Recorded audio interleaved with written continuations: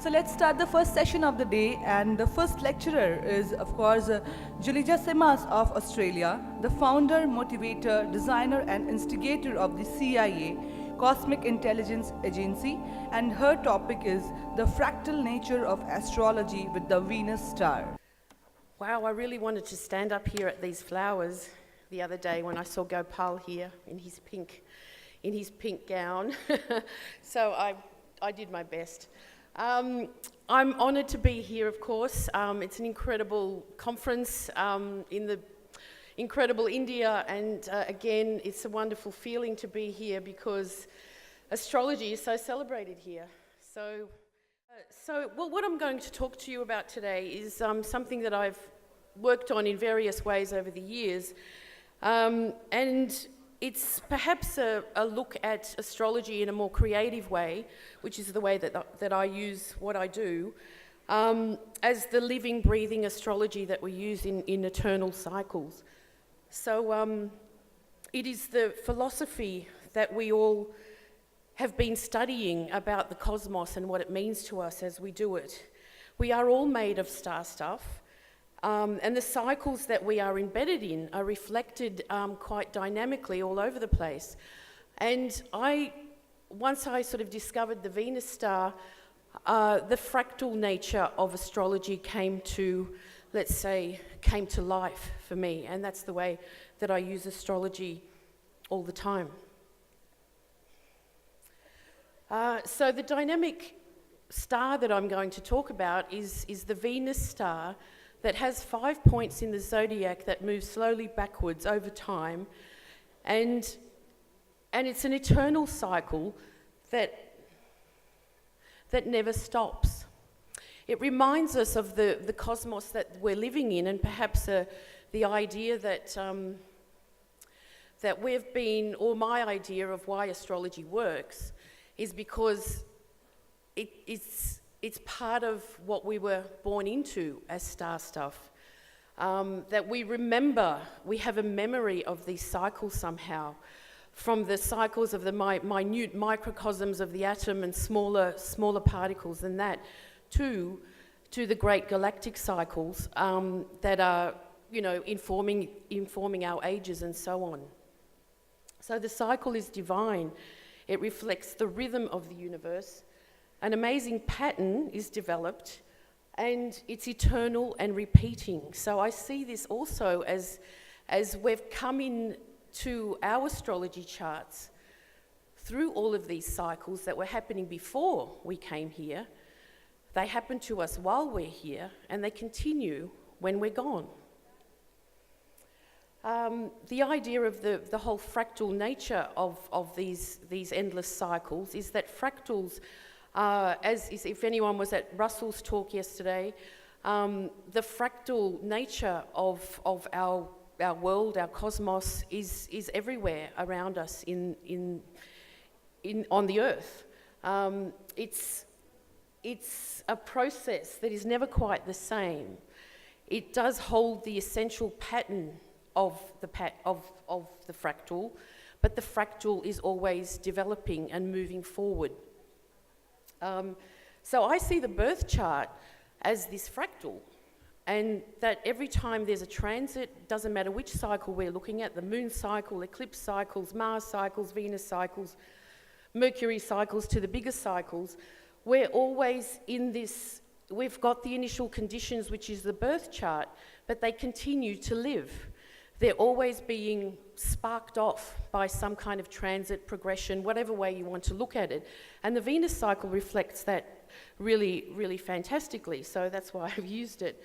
The thing about fractals is that being set from the initial conditions, especially if it's used as a mathematical formula, the formula is then embedded again into the cycle through the feedback loop, and that's where the changes occur. So as we do astrology and think about our consciousness to do with our charts and what we know about them, what transits are coming up, we need to be very aware what we put into the feedback loop through our psyche, through our emotions, through everything that we think about with the transits or our birth chart. So to look at it in that never-ending feedback loop idea is extremely liberating and creative. So as we know, fractals are found all over nature, in trees, in rivers, river systems, coastlines, mountains. You've all seen many pictures of the fractal systems. They are also mathematical formulas, and great examples of that was the first mathematical example of the fractal, which was the Mandelbrot set, set off in 1980 on March the 1st. I actually just had a look at that chart this morning, and it's very interesting. And there's also one called the Julija set. So this is what they call the Mandelbrot set, and it's often looked at as the thumbprint of God. And if we zoom up into any point of this fractal, we're going to see the same pattern. And as you can see down below, as we zoom into the fractal, I didn't want to put a video of a zooming fractal. There's many on YouTube, you can have a look. As you zoom in closer to any of those points, you're always going to see that finger of God, but you're going to see it sort of taking off on different streams, like a river system or an alluvial plain or a tree growing or a flower opening. Now I hope this works. I had a video here. Oh yes, it's going. So I created this. It's a bit distorted, but this is the flower of Venus made at the retrograde conjunctions of the star points, as we call them, and it creates this eternal cycle of a rose unfolding. And if we think of that as the rose unfolding in our astrology charts, instead of one point, as many astrologers would use the retrograde point, one retrograde point as the most important point at any time, I use the star as a complete star of 5 points that's always connected. The small aspect of one star point is part of the whole that is always happening.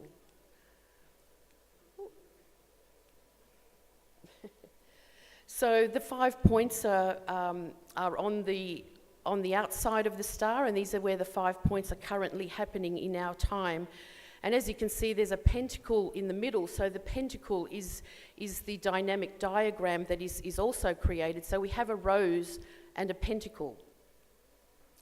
Many of us know this image of the pentacle. It's been an iconic image from before we started, doing astrology, I suppose, and it represents the great goddess. It's always been associated with magic and creation.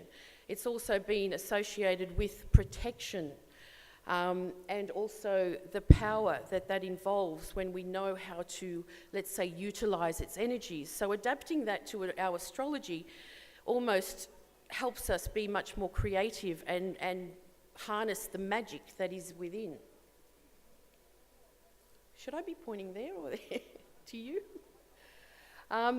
The pentacle there, as you can see, is just a reflection that it moves backwards in our zodiac charts. It's actually going clockwise in our charts, but backwards in the zodiac. And just reflecting that it takes 8 years for this pentacle to be made. It's got 5 points of the pentacle, 5 retrograde points, and 5 direct points, which I'll explain soon. And between every point, we oscillate from a retrograde point. 9.5 months later, we've got an outer conjunction point, which is where Venus has just made one of those points recently. And that's 9.5 months in between all of those. The whole idea of using, I know the pentacle has been around with astrologers for a long time, but it was during the transits of Venus in 2004 and 2012 that astrology in the West really sort of took up more of the work that a lot of us are doing with Venus. And what she represents. Or I remember in 2004 there was not a lot of information, there was not a lot of work being done with the transits of Venus. Some of us did that and got much more excited about what was happening. By 2012, many more people were, let's say, switched onto it. these bigger cycles of the Venus transits, that's when Venus moves over the face of the sun like an eclipse. Of course, Venus is like a black beauty spot when she does that. But they reflect like bigger ages in time. So ranging from 100 years to about 120 years and 108 years in between, that we have these bigger ages of the Venus transits. I haven't got time to go into that, but they do reflect, as we can see where we've just had the Gemini star points down the bottom, and they reflect back to a time of the Age of Enlightenment and the Renaissance that we can somehow think that we're going through at the moment. So these are the 5 star points, one happening in Capricorn that just happened January the 8th. The other one, next one coming up will be retrograde in Scorpio, the one after that in Leo, and so on, Gemini and Aries. So these star points are embedded somewhere in our astrology charts and move slowly backwards. So it takes a while for them to move, so they're really kind of sparking there for a while. 8 years, 16 years, 24 years. You've got to watch all of them somewhat independently because they all move at a different rate. The Gemini one actually stays very much around 15, 14 degrees for quite a while. As we know, Venus means so many things about beauty, love, relationships, the reflection of ourselves, how much we like each other, how much we love each other. But also through the pentacle, it actually reflects a specialness and a creativity that we put into the life that we're living.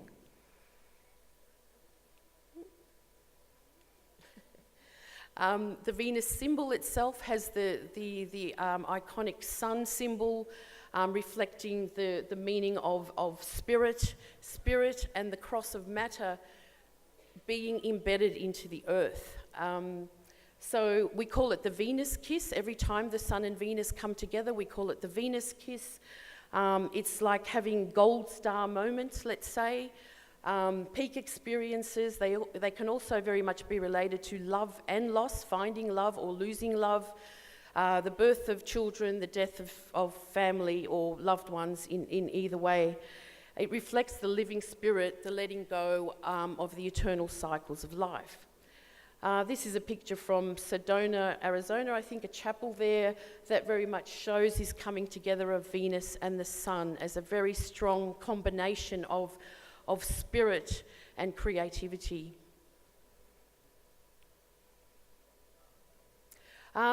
This is what the astronomers look at when they see the Venus cycle. As we can see, the newness of Venus is when she's closest to the Earth and retrograde, and the fullness is where she is now. We can't see her now because she's behind the Sun, but we can see that the astronomical viewpoint is this is her fullness cycle. And there's a lot of work being done with Venus to do with all the different phases. It's no longer enough to know your Venus by sign, house and aspect. You need to know the phase as well, and what phase in that cycle, either if she's a morning star, an evening star, if she's bright, if she's dim, if she's invisible, all makes a difference to the type of Venus that you're living with. I better go back. So we have the cycle of 584 days, which is 1.6 years, and half of the cycle from new to full is 9.5 months. Now, Nick, who's speaking next, is going to do a lot more work with the synodic cycle of Venus, so I don't need to go there too much. So what we call the new or the retrograde conjunction with the Sun is the interior conjunction, and the outer conjunction, the exterior conjunction, when she's full. So as we can see, the Venus cycle is a 1.6 year cycle, which is the equivalent to 19 months. It's 584 days, and if we divide that into the Earth days, we've got a 1.6 ratio as well. The 5 cycles that happen in 8 years, 5 divided by 8 is also 1.6.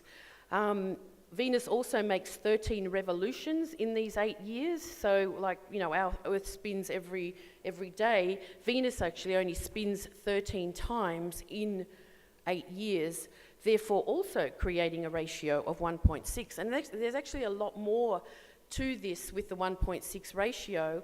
That's too much to go into here as well. So the 1.6 ratio, as many of us would know already, is what we call the divine proportion, the golden mean, and very much used in sacred geometry to reflect, dynamic beauty, aesthetics, design. And when we think about what we can do with that in our own lives, like how are we designing the life that we're living through the Venus cycle, can be very helpful. It's reflected in in the way the spirals work, Fibonacci fractals as we call them. The numbers are a creation of nature, and the spiral also reflects the spiritual. So the spiritual being the energy that's being circulated all the time or at any time.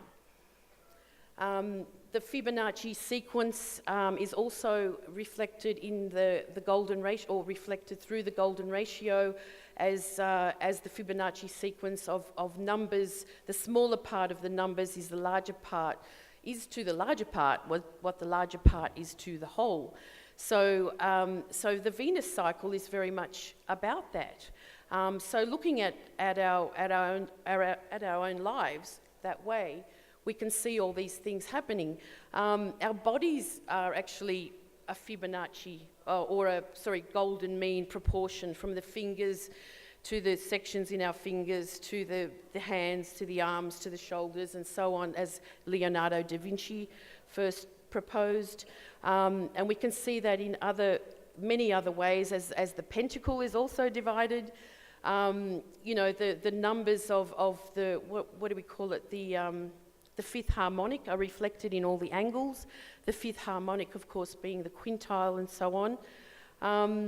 So there are so many hidden, let's say, hidden examples of the geometry of this found in the pentacle as well. The pentacle reflecting the fractal nature of the spiral as it moves. So just imagine that going through your astrology chart. And then, of course, the pentacle, as we put it within another pentacle, it goes on infinitum as well, as does fractals. So here are the current Venus points in the tropical zodiac. As I was saying before, they hover around these points and slowly go backwards, so that the current Aries point is in the 5th degree, that they're all Mars-ruled or Mars-exalted points at the moment. So reflecting quite a volatile or shifting, transformative cycle that we're in at the moment. These are the points in the Lahiri zodiac. So that if you were using these points in your sidereal work that you do, it wouldn't matter where do they end up in what houses, where are these degrees, and what planets are there for you, what transits are happening there, all become important as well. I look at these star points as looking at eclipse cycles. So eclipse cycles having various ranges depending on what you're looking at, but 6 months, we've just had an eclipse. This one's still going to be in effect for another few months until the July eclipses come into effect sometime about 3 months. It varies for all of us, but that's the way I look at it, where we've peaked in Capricorn. We're going to start feeling the Scorpio star in a few months. So this is just the cycle, the retrograde that was in Aries, peaking in Capricorn, and the next retrograde that will happen in Scorpio. Oops. I call as we all know with a retrograde, that it's some kind of a reset. So I see the retrograde beginning of a cycle as, the reset of a button. But I see the phase that we've all just gone through in Capricorn as really about completing the mission.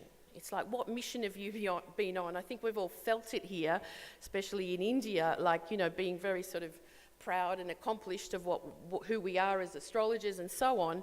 And we've just had that point conjunct Pluto. So now we look ahead and what's coming up in October and into Scorpio. So get ready. Where's 2 degrees Scorpio for yourself? The reason that I see the outer conjunction point as important as the retrograde point is because the moon does that. We had an eclipse yesterday at 11 degrees of Leo, and in in 4 years' time, we're going to have an eclipse in the opposite point at the new moon, where the sun was for the eclipse yesterday. So we've got the 4-year cycle. So in between, every time, let's say the Capricorn point happens again, next time, in 4 years' time, it is going to be retrograde, okay? And again, seeing that as new and full, there is a bit of a debate in traditional astrology about the cycle beginning as the evening star comes out. I don't really agree with that, because the reasoning, or part of the reasoning, is that Venus is very dim there. She's very low in the sky where she's coming out as the evening star. But again, she's at her fullness phase there, even though that we can't see it. And the reasoning, again, with the more traditional astrologers, let's say, is that Venus, the moon appears in the evening sky as a new moon, but the moon goes around the Earth. Venus is going around the sun. So the way to use it in your own birth chart is to know the 5 points before you were born, or around the time that you were born. So look at the 4 years, 2 years before, 2 years after, find the star points, and you make yourself your own Venus star, okay? So, sorry, I was just showing, this is the chart for today in tropical, and then this is the chart in the Lahiri. So I haven't made the chart look like a Jyotish chart, but I don't know enough about it. I'm looking forward to it. But for those of you out there that are using this sidereal system, that's all you really have to do, and use it the same way. So pretty much what you look at, you want to know where those 5 points are, in what houses, if they're going to cross angles at any time in your life, if they have crossed angles, if they are making conjunctions to other planets, either by transit or in your own natal chart. And we're looking at these points as forever sort of picking up on, like almost like a focus point of everything else that's going on in your astrology chart to do with the creative story, right? Of how you work with your astrology. For example, Barack Obama's Venus star it happens in these places in his astrology chart. We begin with, oops, I have got my pointer. We begin with the point that happened before his birth was at 7 degrees Aquarius, and now it's at 21 Capricorn, okay? So we find the points that happened around his birth time, and we add the points that are happening now. And we then see a zone in our charts, and you can see already, you know, which planets are in what spots and how the Venus star has affected those areas. Just interestingly, and I haven't got time to go into all of this, but, you know, it's like making a graph, what years happened and so on. But the pre-elections of when he was running for president, the Venus star happened on his Uranus and the North Node, and he was running as the first black president of the United States, of course. The second, this area that happens in Gemini, there's no planets there, but the Venus star point actually trines his ascendant. And in 2008, when it was moving through there, it was just before he got elected, and there was all that sort of hoo-ha about his authenticity and birth certificate. And it's, of course, happening in his 4th house. So these are the kind of, you know, the ways that I'm using this. Now, because the biggest creative project that I've ever done is the Cosmic Intelligence Agency, and I change this every time I do it and what charts I work with. So I put that, I have looked at it before, but I sort of thought I'll do this chart today. Of course, we have, you know, an exalted Venus up in Libra on the midheaven, and there's our 5 star points. Now, part of the reason I got really interested in the star was that when we had the last time, 4 years ago, we had a star point crossing here in Capricorn, and it was retrograde. And our Facebook page started going up 35,000 people a week. It's all very Venusian, like, 35,000 people. And it never stopped. Oh, it has stopped now. Facebook has changed and all that kind of stuff. But also just being here now and getting the award and all that type of thing has been another part of that journey, and a very strong one. What's next? 5 minutes? So yeah, again, just an example in the chart, the Aries retrograde star is opposite our Venus. Putting it on like that, of course on our ascendant and slowly moving backwards. The next star that happens in Scorpio is going to square our Saturn in the 7th house, so this is where we get more serious, folks. This star point here is trine Pluto and will trine the moon eventually, and another star point that trines Neptune and Jupiter. So I use that, I look at that to get, let's say, creative about what's next and what's coming up as a focal point, again, with everything else that's going on. Now, in this current time, there's a few people that I work with the Venus star, Ariel Gutman and Brett Joseph, both agents. We've done a few longer webinars, 3-hour webinars about this, where we explore the themes on a more mundane level. And as we can see, the Aries star point really sort of reflected the shift in the world to do with the women power and the global women's marches, the Me Too campaign, of course, being very Jupiter in Scorpio, but also reflected by that. Capricorn now, we've got this incredible sort of, rise of a different economy system or economic system rising around the world through cryptocurrencies and so on. And a really good example was Oprah's speech. And also that particular star point for her, she was born at one, actually squared her ascendant, and people were saying you have to run for president. And then what do we look forward to for the Scorpio point? As Uranus also moves into Taurus, that's going to be really quite dynamic because that star point will be opposite Uranus. So get ready, folks. And then just an idea of the next star point that will start in Scorpio in October.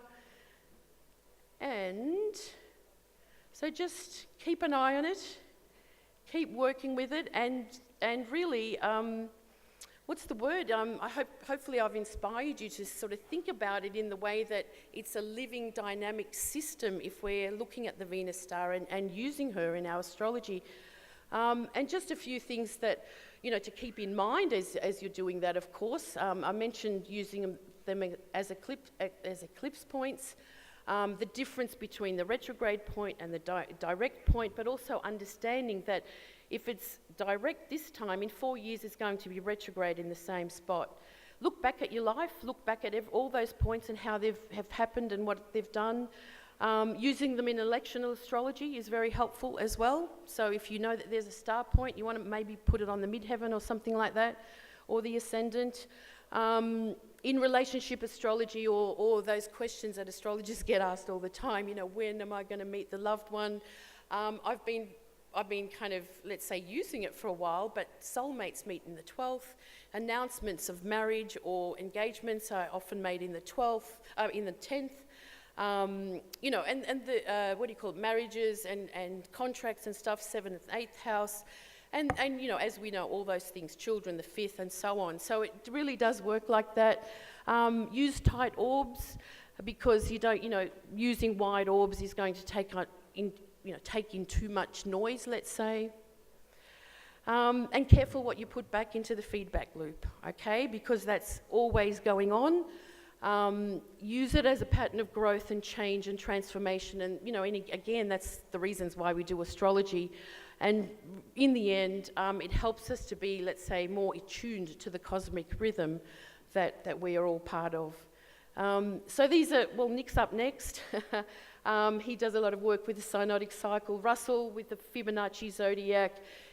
Colleagues Ariel Gutman and Brett Joseph, all part of what we do with the Venus star as well. But there's more on our YouTube channel. I just uploaded something recently about a longer version of this. So have a look, check us out, and get cosmic. Thanks, guys. Thank you.